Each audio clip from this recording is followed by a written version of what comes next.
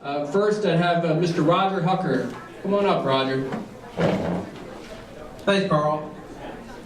I want to just spend a few minutes with you talking a little bit about why I am involved with Freedom Hills. As Carl said, my name is Roger Hucker. I serve on the board of directors. I'm also the treasurer for Freedom Hills. I've been involved with Freedom Hills now for 22 years, a long time.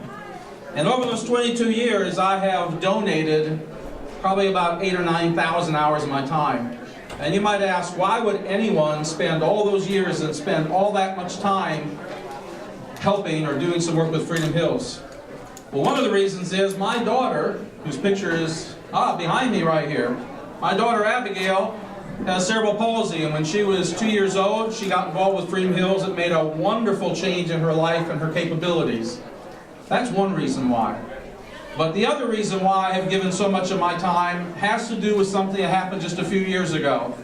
I happened to be at Freedom Hills for reasons other than doing anything with the riders. But while I was there, a busload of new students was there at Freedom Hills. They had never been there before. And these young people were probably in their late teens, early 20s. Renee asked me if I would help by leading a horse. When you have somebody who has a disability on the back of a horse, sometimes they need a leader on the front, sometimes they need a sidewalker as well. In this particular case, we had two sidewalkers and myself leading the horse. I'm very glad I took the opportunity to do that work, because it had been some years since I had done it. I remember walking the horse, leading the horse down to the ramp where the riders get on top.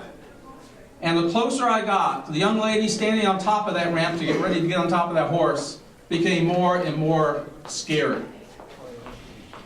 I positioned the horse right in front of her, the horse that she was supposed to get on top of, and she was terrified.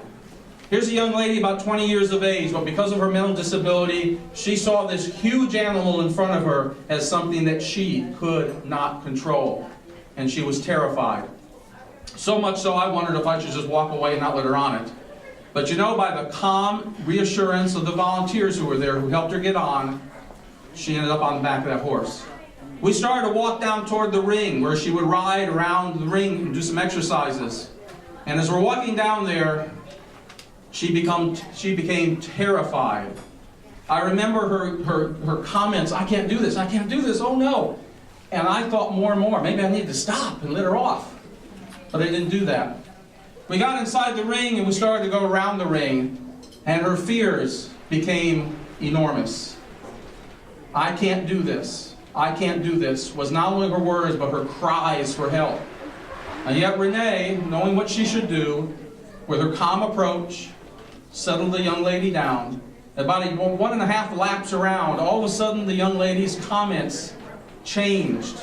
And instead of saying, "I can't do this," she said in joy, "I'm doing it! I'm doing it! I'm doing it!" You want to know why I've spent almost 8,000, probably 9,000 or 10,000 hours with Freedom Hills for 22 years? It's because of that young lady. Because I remember always that comment, "I'm doing it."